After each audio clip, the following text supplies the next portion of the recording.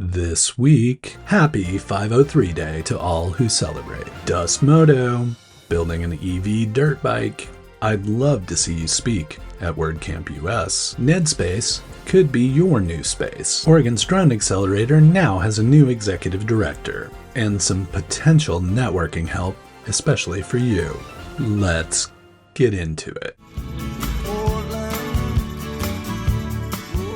Hello. You look good. You've been working out or something? It's May already. I'm not quite sure how that happened. I mean, technically, I recognize how the passage of time works. I'm just a little bit confused as to how we're in May. Thanks for making time to be here. It's another week, another exciting week in the Portland startup community. You may know today as the prequel to Star Wars Day, or Cinco de Mayo Eve, third day of the fifth month of the year, will from now on be known as 503 Day. 503 Day, according to CityCast Portland, is a new and totally real holiday specifically designed for Portland. An official Portland holiday. Why? I don't know why. They just thought, Portland's been through a lot. I can't disagree. Portland has been through a lot.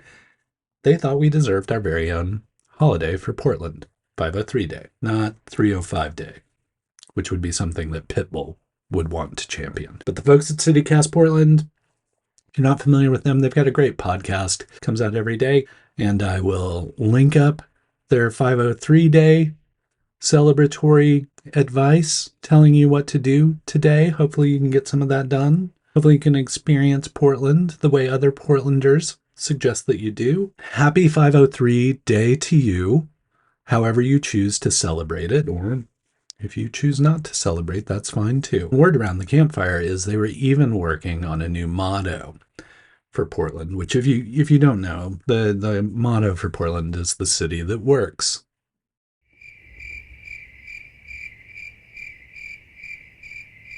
And if you're like, where did the 503 come from?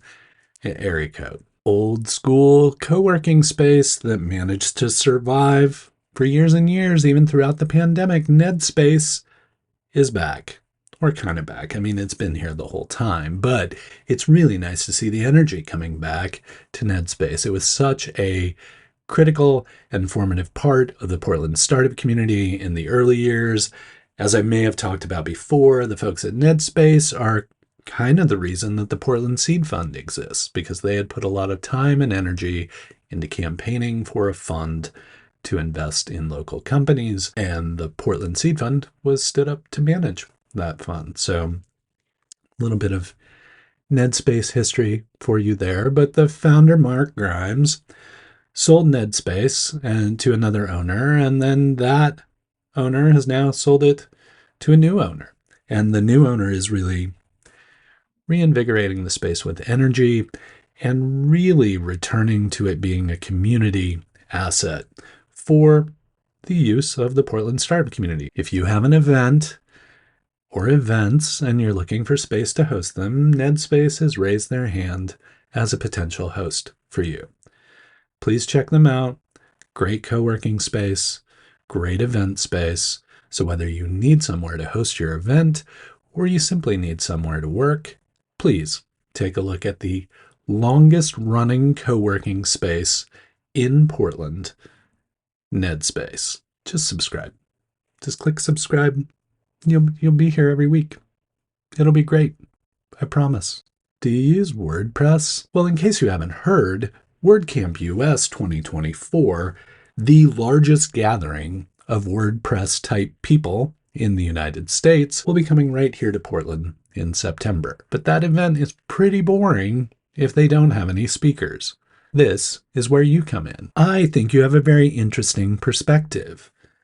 Because of that, I think you should submit a talk for WordCamp US. You just got to get on it, because May 6th is the due date for WordCamp US presentations for 2024, which would be your chance to potentially talk to all kinds of WordPress users and WordPress developers from around the United States, perhaps some folks from even outside of the US who travel to WordCamp US to meet with their peers. Now, if the typical presentation format where you lecture people with a slide deck and those kind of things doesn't appeal to you, they also have another format called the campfire format, which is more of a group discussion dynamic. Those applications don't close until May 13th. I just stumbled upon this one during a random search, but did you realize there's a company in Bend, Oregon called Moto that is making an EV dirt bike? Yeah, it's true. They're making everything into EVs these days. You know, you got the e-bikes, you got the EV cars, you've got that truck we don't need to talk about, not the Rivian, the other truck. You got Photon Marine here in town that's making EV outboard motors for boats, EV all over the place. So it only stands to reason that somebody would look to make an EV dirt bike. Now, if you are a fan of the off-road vehicles, especially the two-wheeled ones, and want to consider purchasing a Moto bike, they currently have a crowdfunding campaign, plan to have those in production and off the line by summer of 2025. So if you want to start planning to do some dirt biking in an eco-friendly way come summer 2025, I suggest you head on over to Moto and put some money down on a new EV dirt bike built right here in Oregon. Remember the Oregon UAS accelerator I was talking about a few weeks back? You know, the Unmanned Aerial Systems, as we like to refer to them colloquially, drones. Yeah, there's a drone accelerator for Oregon. It's out in Pendleton. Provides a huge range, flight paths, mentorship, funding, typical accelerator stuff. The accelerator's brand new, and now that accelerator has a brand new executive director. That's right, Joseph Waino has been named the new executive director of the Oregon UAS Accelerator. Joseph has substantial experience as a startup founder himself, but also a ton of experience working in a startup accelerator. So I'm really looking forward to what he's able to do with this super unique and compelling program out in Pendleton. Portland is not a great networking town just in terms of opportunities to network, but even when those opportunities to network arise, many of us, me included, are very poor at doing the whole networking thing. Well, if you want to get better, and you feel like you could use a little guidance and mentorship and training, there's a new workshop called Equitable Networking that's coming up for you to learn more about feeling comfortable in the room, how to start conversations, how to approach people, really teaching you how to be comfortable and more yourself in those high-stress networking environments. So if you're interested in getting a little more training and getting a little better at networking, please check out Equitable Networking. It's a workshop that's coming up in mid-May. This week was the 1st of May, and Mayday always makes me think of Mayday, but Mayday Deep Space, a video game that was built for the iOS platform, but also because it was such a unique game for that point in time. I think it was 2015 that game originally came out. I think the most compelling aspect of it was it was all driven by voice. Hey Siri. Today, we live in a day and age where you're used to hollering at Siri, hey Siri, talking to an Alexa device and using your voice to drive any number of devices. But in that day and age, a decade ago, that was far less common.